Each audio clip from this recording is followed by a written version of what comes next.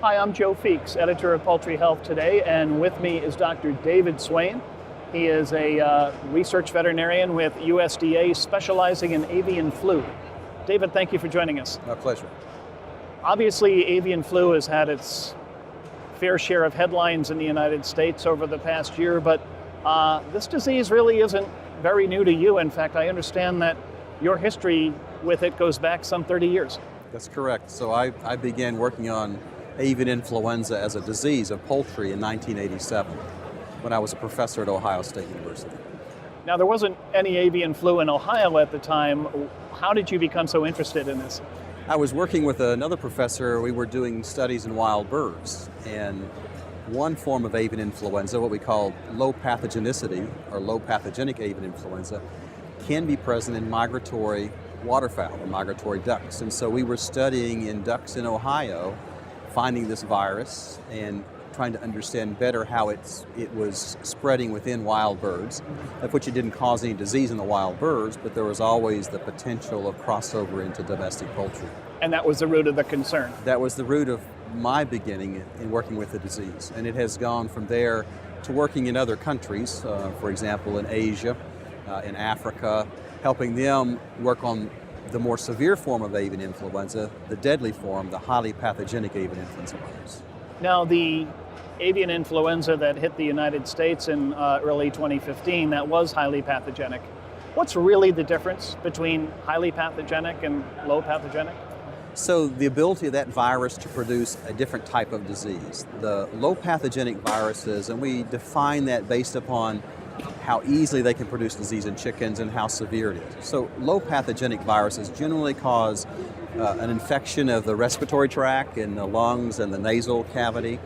And the highly pathogenic virus is much different. It causes a disease that affects the entire body. And you can look at the differences in mortality or the death rate, and you'll find that low pathogenic viruses usually produce a fairly low rate of death in poultry with respiratory signs. But highly pathogenic may produce mortality rates, if left in the flock, up to almost 100% of the birds may die. And with the low pathogenic, can that upgrade to highly pathogenic over time? Yes, so from the natural history of the viruses, we understand that these viruses are maintained as a low pathogenic virus in the wild birds, the wild waterfowl, ducks and geese, some of the shore birds. And they circulate without causing disease within those birds.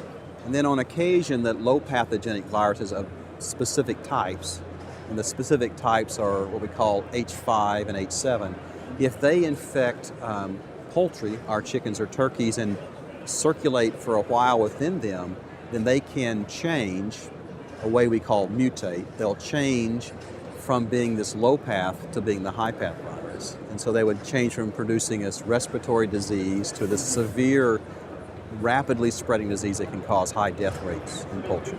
So the more recent outbreak in Indiana, that was low path, correct? So the outbreak in Indiana is an example of what I was just speaking of, is that virus actually was present in wild birds, and it moved as a low pathogenic virus from the wild birds into domestic poultry. And those first farms were infected by the low pathogenic virus. And then that low pathogenic virus mutated while it was on one of these farms to being a highly pathogenic virus. And fortunately, it was detected very quickly, very early, so that first flock of high path virus was identified, and it was then eliminated. At the same time, they identified the other flocks that had low path virus, and they were eliminated to stop the outbreak from spreading. And you mentioned that it was picked up quickly. What tools were in place then that were not in place, let's say, a year ago to catch the virus that early on? Because of the outbreak last year, the highly pathogenic H5, all across the United States, I think most poultry growers and most poultry companies are aware of that particular virus. And the way it spreads from farm to farm is by movement of, say, equipment and people unintentionally. And so what has really improved in the last year is understanding of biosecurity. And that's methods that you use on your farm to keep a disease from coming on, how you control that. And so throughout all the U.S., those methods were being employed to reduce the potential for coming in. And then the farmers, the growers, are much more aware of influenza. So if something abnormal happens in the flock, they're very attuned to reporting that to the company, many times to the company veterinarian or the field service personnel, so they can do an investigation. And that was what was done in Indiana, is they observed a slight increase in mortality and a drop in water consumption. And so they did an investigation and found the virus very quickly. Do we have a handle on what types of birds were transmitting the disease in the United States in early 2015? So if you're talking about the H5 highly pathogenic? Yes. Yeah. So yeah, initially the first cases in the United States were identified in migratory waterfowl, these are ducks, and some cases were found in birds of prey, of which they prey upon waterfowl, and that's how they became infected. But very quickly thereafter, there were cases identified in backyard poultry in Washington State and Oregon, and then the first cases of commercial poultry were in California after there had been multiple cases identified in waterfowl and in birds of prey. So those first poultry cases were intermixing in backyards of wild birds that were infected with domestic poultry. And then later, the first cases in commercial poultry were identified. As the outbreak unfolded into the Midwest states, there were isolated outbreaks in commercial poultry in some backyard flocks, and then eventually it settled in the Midwest, and there was a very good epidemiologic evidence, which is the study of disease and how it spreads. There was very good evidence of that after that virus had circulated for a good period of time, it was then able to spread more easily from farm to farm. So initially in the Pacific area, Washington, Oregon, California, those first cases in poultry were introduced from the migratory waterfowl, but as it got into the Midwest, more of the cases were farm to farm spread and not involving wild birds. And when you say farm to farm spread, is that one truck driving to another, or is it wind or dust? It varies from farm to farm, and in most farms you never know exactly how did that virus get on the farm. And what you have to do is you have to do a risk assessment. And by doing the risk assessment, you find the weak points, the common points of how things can move from farm to farm. And so it's impossible to find an individual cause. And usually you find these are the most common risk factors, and one of those may have been the way that it was moved from farm to farm. In terms of avian flu's interaction with other diseases, does it are some birds going to be more susceptible to avian flu because they have a particular virus in their system for another respiratory disease, for example? If we look at the two different types of viruses that I talked earlier about, the low-pathogenic and the highly pathogenic, with the highly pathogenic virus, it's such a deadly virus, it doesn't need a co-pathogen or a co-disease. But the low-path viruses tend to be much worse if they have a pre-existing disease condition. So if you have another respiratory virus and then you have the low-path influenza come in, what you will see is a much more severe disease for either of those diseases. It could be infectious bronchitis. The birds could be more susceptible from infectious bursal disease, but those can interplay with the low pathogenic types of viruses. What are your thoughts on avian flu vaccination? So that's one of the most controversial aspects of influenza control within the United States and other countries within our hemisphere, so Canada and Mexico.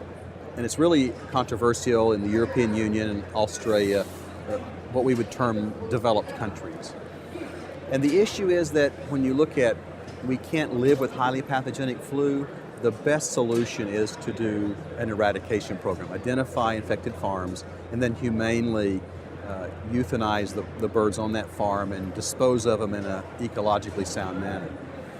In some countries where they don't have very good infrastructure, and you mentioned this point about we rapidly identified the Indiana outbreak, but some countries, especially developing countries, have very poor infrastructure, and so they can't identify these infected flocks very early, and it spreads very far. And they are not able to eradicate by the way we do it.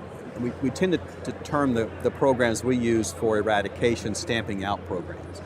And so some of these developing countries are not successful at stamping out. In that case, vaccination is used to help them continue to grow poultry in their setting, in their particular country. In the United States, we would prefer to identify the infected flocks and do an immediate eradication and get rid of the disease.